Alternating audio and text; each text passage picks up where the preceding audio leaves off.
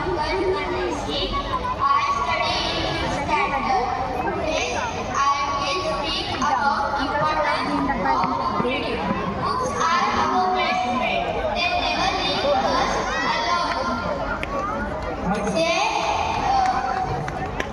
They give us knowledge, wisdom, and joy. By reading a book, we know new ideas. It improves our concentration and develop new thinking skills. By reading book, it makes reading a book, it makes imagination stronger. In today's world, children are seeing TV, mobiles, playing PlayStation instead of reading a book. I want to tell you that everyone should read a book 15 to 20 minutes. It will make a big change in your life.